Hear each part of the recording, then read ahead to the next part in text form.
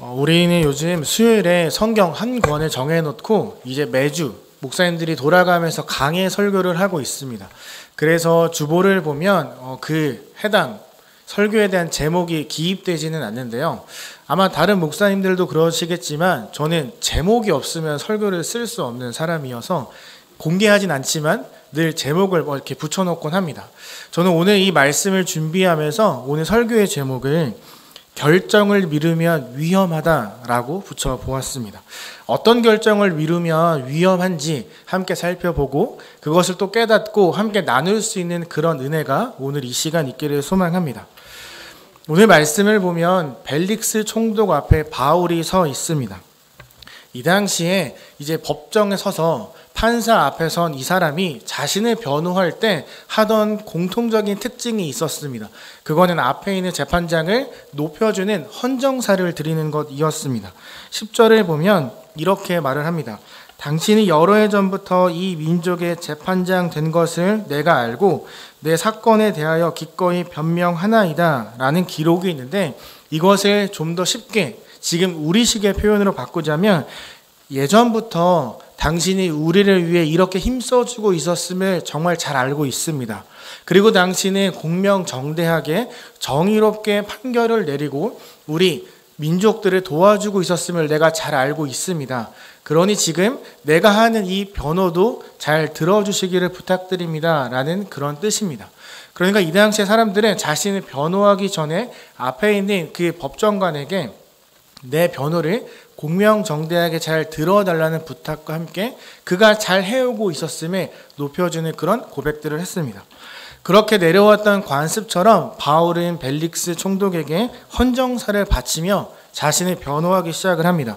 그 내용이 11절에서 21절까지 기록이 되어 있습니다. 왜 바울이 여기 앞에 섰을까요? 사람들은 세 가지의 죄목을 들어 바울을 고소했습니다. 첫 번째는 바울이 성전에서 누군가와 변론하며 예배 드리는 것을 방해했다. 두 번째는 이단이라는 도를 따라 전파하며 사람들을 현혹했다. 세 번째, 유대인의 성전을 더럽혔다. 이 세 가지 제목으로 바울을 고소했습니다. 그래서 이제 바울은 이 세 가지의 죄목이 잘못되었음에 사실이 아니라는 것을 변호하기 시작합니다. 사실 바울은 이 세 가지의 죄를 저지를 만큼 충분한 시간을 갖지 못했습니다. 첫 번째 죄목, 바울이 누군가와 소란스럽게 떠들며 예배를 방해했다라는 이 죄목에 이렇게 이야기를 합니다. 일단 바울은 예루살렘에 올라온 지 12일밖에 되지 않았습니다. 그리고 그 12일 중에 일주일, 7일이라는 시간은 성전에 가서 정결 예식을 드리고 있었습니다. 그들의 말처럼 누군가와 변론하거나 누군가와 함께 싸우거나 혹은 예배당에 서서 잘못된 것을 전할 만큼의 시간이 없었다는 거죠. 그는 일주일이라는 시간에 하나님 앞에 예배를 드리고 있었기 때문입니다. 그리고 정말로 그 일주일 사이에 무엇인가 사건이 일어났다면 바로 그 자리에서 제재가 들어갔을 것입니다. 예배를 드리는 사람들이 굉장히 많기 때문에 누군가 소란을 일으키면 가서 막거나 하지 못하도록 금지할 것입니다. 만약에 지금 우리가 여기서 예배를 드리고 있는데 누군가 처음 보는 사람이 와서 문을 열고 막 소리를 지른다면 다 그쪽을 쳐다보시겠죠. 그것처럼 바울은 자신의 예배당에서 소란스럽게 한 일이 없을 뿐만 아니라 누군가에게 잘못된 것을 가르친 적도 없다라고 이야기를 합니다. 그러면서 바울이 벨릭스에게 내가 그곳에서 그렇게 떠들고 사람들을 괴롭혔다는 것을 본 사람이 있으면 한번 데리고 와 보십시오. 그리고 나를 여기에 고소한 사람들을 세워놓고 그 사람들에게 진위 여부를 한번 확인해 보세요 라고 이야기를 합니다. 벨릭스 총독은 그 사람들을 앞에 세워서 이게 진짜인지 거짓인지 확인할 수 없었습니다. 왜냐하면 바울을 고소한 사람들이 그 법정에 오지 않았기 때문입니다.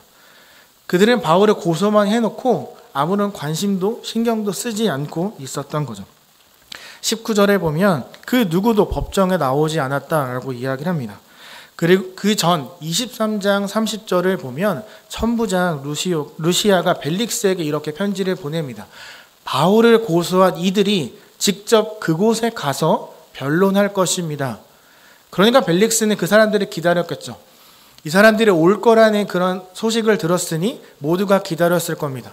하지만 정작 법정엔 그들이 오지 않았습니다. 그러니 이 첫 번째 죄목이 맞는지 틀린지를 확인할 방법이 없었습니다. 두 번째 죄목, 바울이 이단이란 도를 따라 사람들을 현혹시킨다. 바울은 자신은 이단이라는 도를 전파하거나 무리들을 규합한 적이 없다라고 이야기를 합니다. 그러면서 자신의 정체성을 드러냅니다. 나는 히브리의 하나님을 섬기며 히브리의 성경을 다 믿는 사람입니다. 그리고 나의 모든 소망은 히브리의 하나님께 있고 나는 부활을 믿으며 하나님 앞에서 이루어질 최후의 심판을 믿는 사람입니다. 라고 자신이 믿는 하나님을 드러냅니다. 당시 유대교 신학자 대부분들은 바울과 똑같은 이 고백을 해왔습니다. 물론 부활을 믿지 않는 사두개인들도 있었지만 대다수 그 당시 유대교 신학자들의 동일한 고백을 지금 바울이 총독 앞에서 하고 있는 것이죠. 그가 이러한 자신의 정체성을 고백하는 이유는 총독이요, 지금 이것은 신학적인 문제로 우리들이 변론하며 풀 문제이지 이 신학적 논쟁을 이 법정에 가지고 와서 로마법에 따라서 이것을 판결할 것이 아닙니다. 그것을 말하기 위함이었습니다. 그리고 벨릭스는 이 본문에 나왔던 것처럼 그 도를 잘 알고 있었기 때문에, 그리고 유대교 신학자들이 어떤 고백을 하는지 알고 있었기 때문에 바울의 그 고백을 듣고 이 사람은 이단이라는 도를 전파하는 사람이 아니구나 라는 걸 알았을 것입니다. 세 번째 제목, 바울이 유대인의 성전을 더럽혔다. 말씀드렸던 것처럼 바울은 성전에서 정결 의례를 드리고 있었습니다. 이건 다른 말로 성전에서 제사를 드리고 있었다는 것과 마찬가지입니다.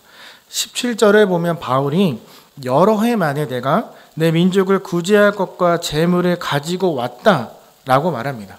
그가 성전을 더럽히지 않았습니다 라고 변론할 때 내가 구제금을 가지고 왔다라고 이야기를 합니다. 왜 그랬을까요? 이 당시에 성전을 더럽힌다는 의미 중 하나가 헌금을 드리지 않는 것이었습니다. 하나님 앞에 감사한 나의 마음을 고백하는 이 헌금을 드리지 않는 것을 성전을 더럽혔다라고 사람들이 표현을 하는데, 바울은 분명하게 여러 해 만에 내가 이곳에 와서 내 민족을 위한 구제금을 가지고 왔습니다 라고 밝히고 있습니다. 그가 냈던 이 구제금을 여러 교회들에서 모아주었던 연보, 헌금이었습니다. 그러니까 그는 그것을 자신의 주머니에 숨기고 내지 않은 것이 아니라 이 예배당에 와서 그 모든 마음을 담아 헌금을 드렸다라고 이야기를 하는 거죠. 그리고 그는 4명의 나시린을 거액의 돈을 들어 후원하기까지 했습니다. 그러니까 그는 나는 성전을 더럽힌 적 없고 정말 하나님 앞에 드려야 될 나의 모든 것들을 드렸습니다 라고 이야기하고 있는 거죠. 헌금을 드렸다는 건 곧 성전을 더럽히지 않았다는 의미입니다.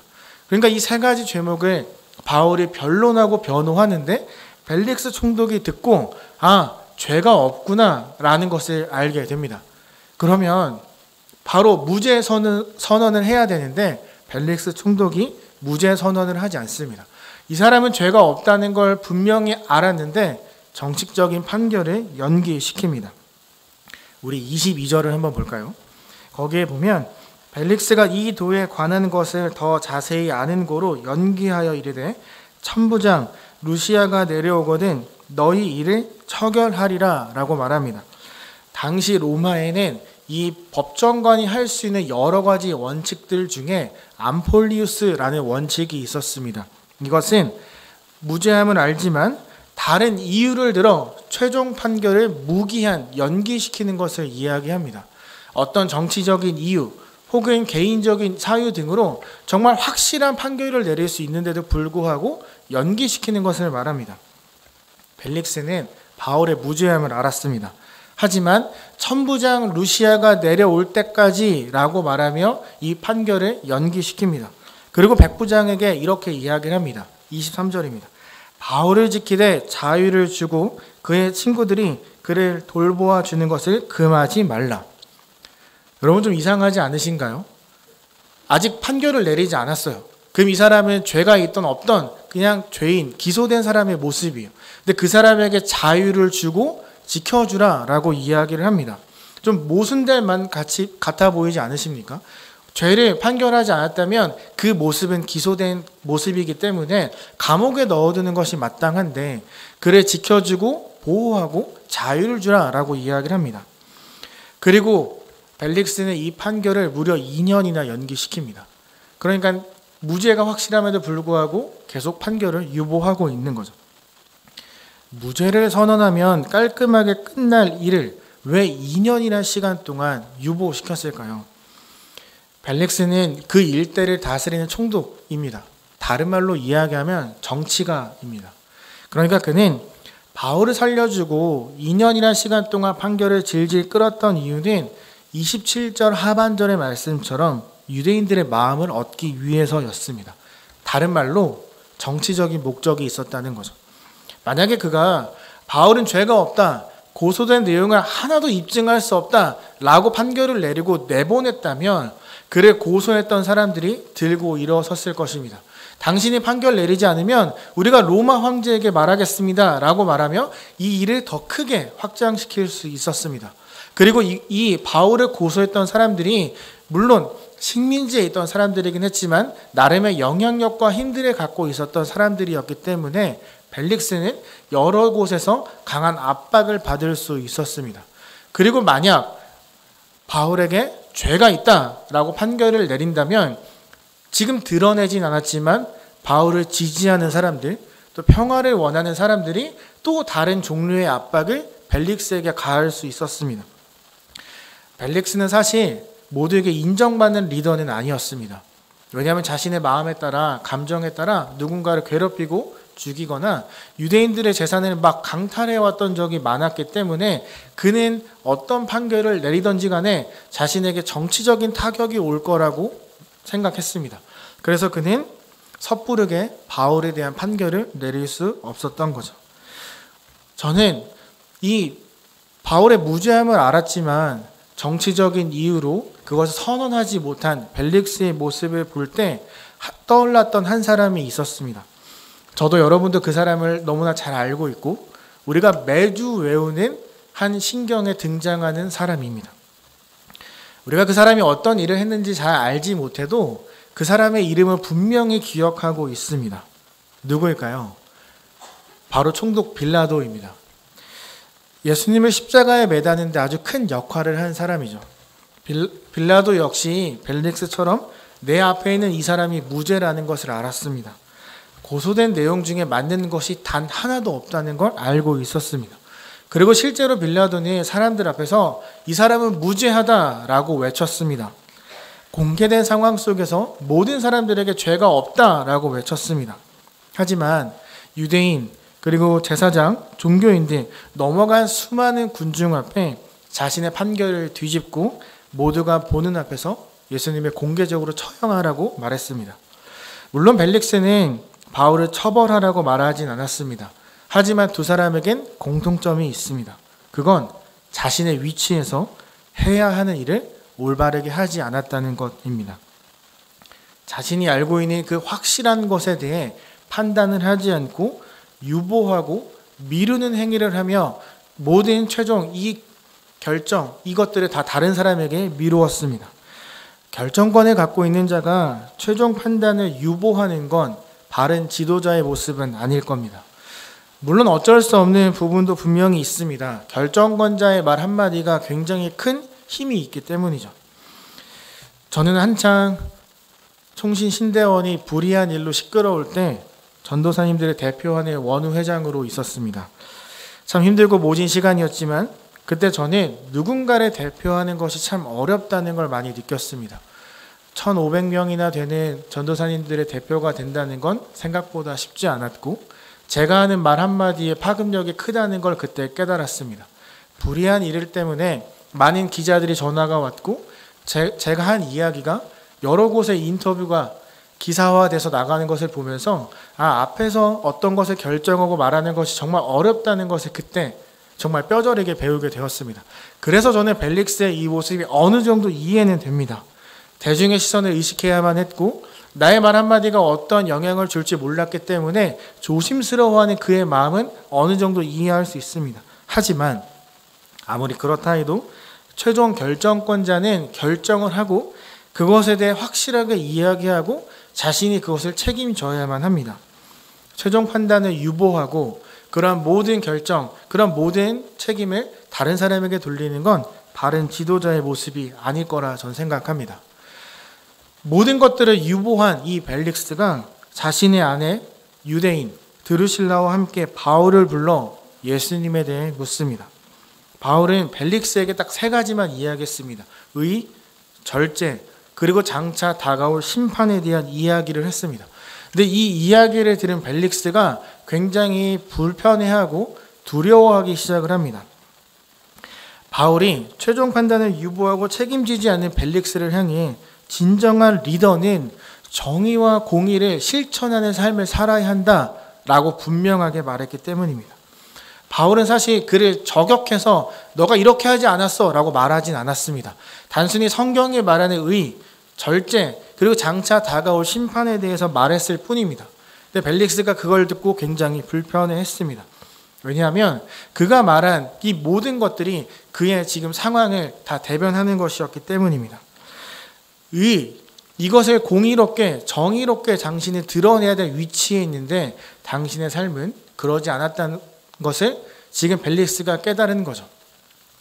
그리고 바울의 절제에 대해서 이야기합니다. 이 말은 벨릭스를 더 불편하게 만들었습니다. 왜냐하면 벨릭스 옆에 있는 아내 드루실라의 존재 때문이었습니다. 이 드루실라는 아직 20살이 되지 않은 여자였습니다. 그리고 벨릭스는 이 드루실라에게 두 번째 남편이었습니다. 원래 이 드루실라는 약혼한 사람이 있었는데 그 사람이 유대교를 받아들이지 않겠다라고 해서 파혼을 했습니다. 그리고 시리아의 작은 마을의 영주에게 시집을 가서 살고 있었는데 벨릭스가 어느 날 그곳에 방문을 했다가 드루실라를 보고 한눈에 반해버렸습니다. 그리고 그녀를 설득하고 꼬셔서 이혼을 시켜서 데리고 와서 결혼을 했습니다. 다른 사람의 부인이었던 드루실라를 향한 마음을 절제하지 못해서 해서는 안 되는 부끄러운 일을 저질러 버린 것이죠. 바울은 그에게 그것이 너가 절제하지 못한 죄이다, 불의하다 라고 말하진 않았습니다. 성경이 말하고 있는 절제에 대한 정의를 이야기했을 뿐인데 벨릭스가 그걸 듣고 굉장히 불편해하기 시작합니다. 그리고 마지막으로 바울은 장차 다가올 심판에 대해 이야기합니다. 지금 바울은 자신을 잡아온 사람 그리고 자신을 죽일 수도 있는 그 심판관 앞에서 다시 우리가 마주하게 될 먼 훗날의 그 심판에 대해서 이야기하고 있습니다. 누구보다 이 심판, 판결에 대한 그 무게를 잘 알았던 벨릭스였기 때문에 이 자신이 마주하게 될 심판에 대한 이야기가 굉장히 크고 무겁게 다가왔습니다. 지금 살아있을 때 내가 누군가를 판결할 수 있는 권한을 갖고 있지만 내가 죽었을 때 나보다 더 높은 존재가 나의 모든 삶에 대한 판결을 내린다라는 이야기를 듣고 벨릭스의 마음에 두려움이 생기기 시작을 합니다. 너는 최후의 심판의 날 어디에 서 있을 것인가? 라는 바울의 질문 앞에 벨릭스가 숨이 멎을 만큼 두려운 마음이 생기게 된 거죠. 벨릭스는 그 후 어떤 것도 묻지 않고 그를 돌려보냅니다. 그러면서 이렇게 이야기를 합니다. 내가 틈이 있으면 너를 부르리라. 이렇게 말하고 바울을 돌려보냅니다. 하나님에 대한 말씀을 들었고 그 마음에 분명한 찔림이 있었습니다. 그러면 그 찔림이 무엇인지를 확인하기 위해 더 많이 물었어야만 하고 그럼 내가 어떤 삶을 살아야 합니까? 라고 바울에게 이야기했어야만 합니다. 하지만 그는 말씀을 통해 찔렸지만 깨달은 것이 분명히 있었지만 그렇게 살아가는 것을 판단하는 것을 또 유보하고 책임을 회피합니다. 내가 지금은 좀 바빠서 못할 것 같고 내가 나중에 틈이 생기면 너를 부를 테니까 그때 와서 이야기해달라. 그 이후에도 여러 번 바울을 불러서 이야기를 합니다. 당시 그 누구보다 뛰어났던 신학자였던 바울과 독대하면서 예수님에 대한 이야기를 정말 많이 들었습니다. 근데 그의 삶이 바뀌지 않았습니다. 들을 때마다 깨달은 것이 있었고 들을 때마다 마음이 불편했지만 그는 전혀 바뀌지 않았습니다. 오히려 바울에게 돈을 요구했습니다. 무죄임을 알았지만 눈치 보느라 무죄 선고하지 않았던 것처럼 루시아가 오면 그때 판단하겠다라고 책임을 회피했던 것처럼 그는 지금 자신을 향한 하나님의 말씀 앞에 판단을 유보하고 변화된 삶을 살기를 거부하고 모든 것들을 또 미루고 있습니다. 저는 오늘 이 말씀을 준비하면서 이 벨릭스의 모습에서 저의 모습을 좀 보게 되었습니다.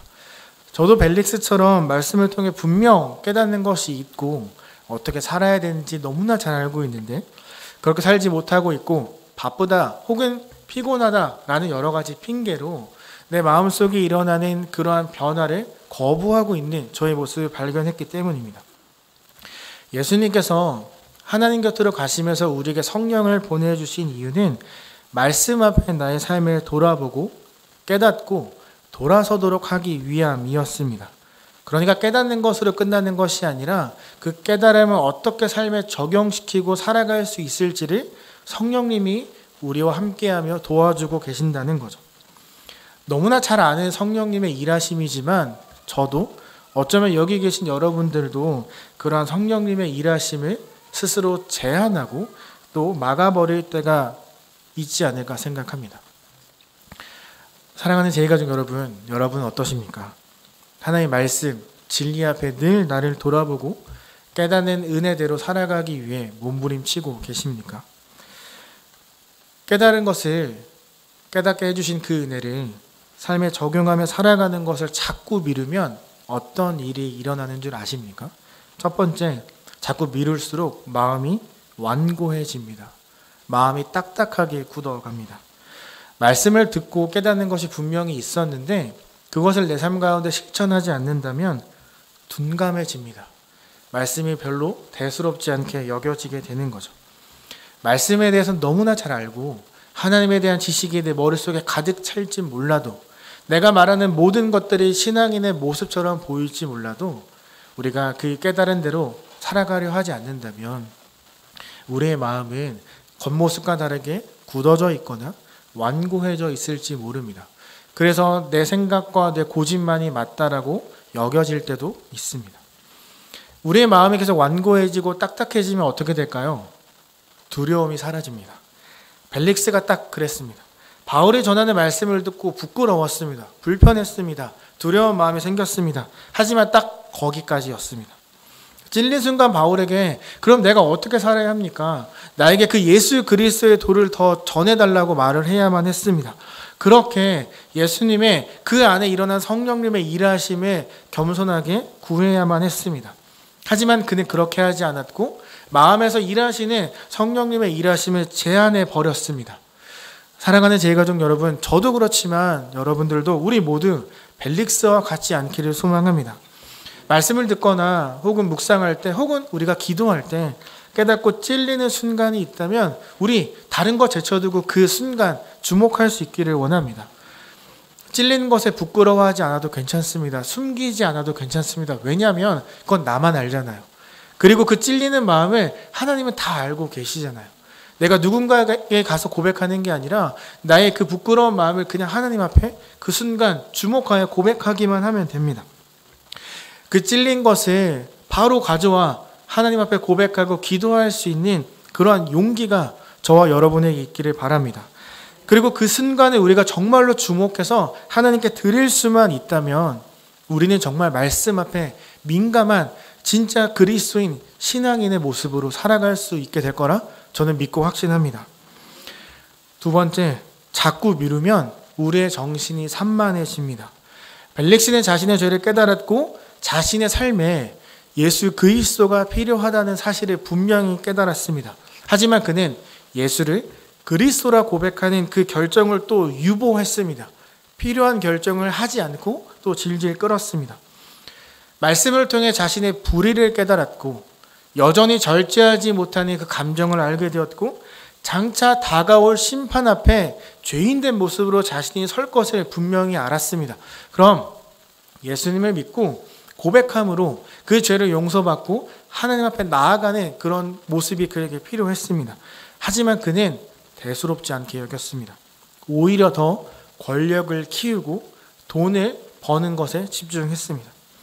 결정해야 될 시한, 자신의 마음을 자꾸 불편해하는 것을 잊기 위해서 그는 더 강하게 사람들을 대했고 그 사실을 잊기 위해 여러 가지 일들을 하면서 산만하게 살아갔습니다.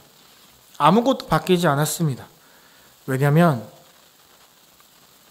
그가 판단을 유보했던 이유는 판단을 유보해도 책임지지 않아도 지금 당장 그의 삶에 오는 위협이 없었기 때문입니다. 장차 다가올 심판은 먼 훗날 보이지 않을 때의 일이기 때문에 그는 당장 눈앞에 있는 것들에 집중하며 산만하게 살아가면서 그 마음에 오는 감동과 깨달음을 계속 잊어가고 있었던 거죠. 그는 보이는 것을 위해 보이지 않는 하지만 분명한 진리 잡는 것을 포기하는 삶을 살았습니다. 사랑하는 제 가족 여러분, 저도 여러분도 더 이상 미루어서는 안 됩니다. 하나님 말씀 앞에 분명하고도 확실한 나의 입장을 갖기 위한 결정을 내려야만 합니다. 깨닫는 대로, 깨닫게 하시는 대로 살겠다라는 주시는 마음에 한 번이라도 순종하며 살아야겠다라는 그러한 나의 결단이 있어야만 합니다.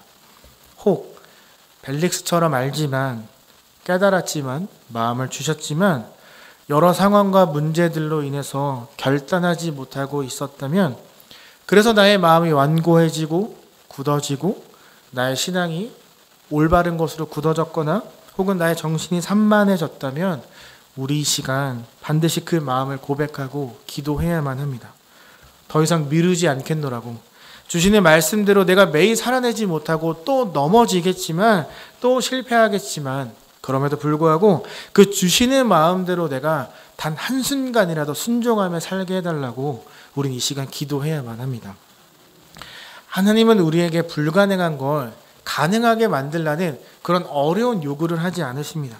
그저 깨닫게 된 것, 그저 하나님 앞에 고백하고 싶은 것이 있으면 그대로 갖고 나와서 고백하기만을 원하십니다. 그러면 그 고백을 들으신 하나님은 우리에게 분명한 힘과 살아갈 수 있는 모든 길을 열어주실 것이라고 저는 믿습니다. 우리가 믿고 있는 하나님은 우리에게 평안을 주시고 우리가 살아낼 수 있는 힘과 능력을 주시는 분입니다. 우리 더 이상 미루지 말고 하나님께서 주시는 그 마음을 외면하지 않기를 고백하며 기도하는 오늘 이 시간, 또 우리의 매일의 삶이 되기를 소망합니다. 깨닫는 대로 하나님이 주시는 그 마음의 감동대로 나만 살아가는 것이 아니라 내 옆에 있는 지체들을 함께 돌아보며 서로를 위해 기도해주고 도와주고 또 서로를 위로해 줄 수 있는, 그리고 서로에게 힘이 되어주고 도전을 주는 그러한 공동체가 우리가 되기를 소망합니다. 우리 한 사람이 깨닫는 대로 미루지 않고 결단하며 살아가면 그 영향력은 모든 공동체에 퍼지게 될 것입니다. 그리고 하나님의 그 공동체를 주목하셔서 더 없는 은혜와 능력을 부어주실 것을 저는 믿습니다. 그러한 공동체가 되어가는 사랑하는 제2교회가 되기를 소망하며 예수님의 이름으로 축복합니다.